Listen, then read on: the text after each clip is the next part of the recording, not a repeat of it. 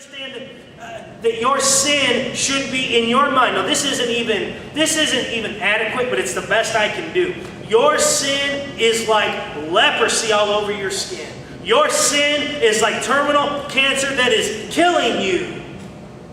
See, in America we hear, you're a sinner, and we act like it's, whoops, I just said a dirty little joke I didn't mean to say. Or, whoops, and that's what sin is. It's just one of these little, kind of cute little things, and we just kind of move on and start reading about how God's going to prosper me and all this other stuff. And sin doesn't mean anything anymore. We live in a blasphemous, most pagan culture in the world. Sin doesn't mean, how many of you, and I'm guilty of this too, have just laid for hours grieving over how bad of a sinner you are? Because I don't do that enough. I don't do that enough. Parentheses. Tim and I talk about this all the time. One of our favorite teachers brought this up. And some of you may be really offended right now. Some of you might be just, I'm never coming back here. Do whatever. It would be more immoral for me to get up here, tell you about puppy dogs and lollipops and all these things, and God's just going to give you a swimming pool and do all these things, and not tell you about a sin problem that you have and that I have and that all of us have. If I just told you you're just fine, don't worry about this terminal spiritual cancer of sin.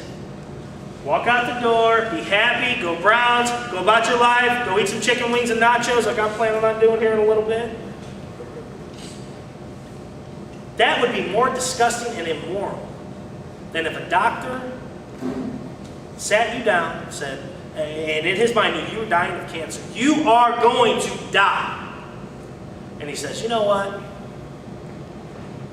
Take a vitamin, eat an apple, go about your life, do whatever you want. Like, you would be kicked out of your practice for doing that. If you were a doctor and knew somebody had cancer and did not tell them, even though it would ruin their day, ruin their life, ruin their, happy moments that they're having.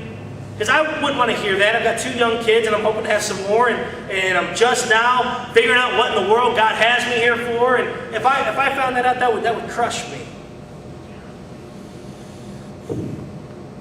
And guys, it would be the right thing to do for that doctor to tell that patient so they knew, so they could do whatever they could do to treat that and address that and to hit that head on. And that's what we do here at the Epicenter. Wish I could just tell you guys that you were good and Jesus is just a cherry on top, and even if you don't really find him, then you'll probably be okay because God is mercy and his mercy endures forever. And just, Jesus wasn't serious about the eternal hell that's waiting for people that don't come to him. Like, I wish I could tell you that, but that would be disgusting, right? Does everybody agree that if I didn't tell you what the Bible said, that would be immoral, and you should never ever come back here, and you should run from this ministry and run from this preacher? That's why we get very hard words here at the Epicenter.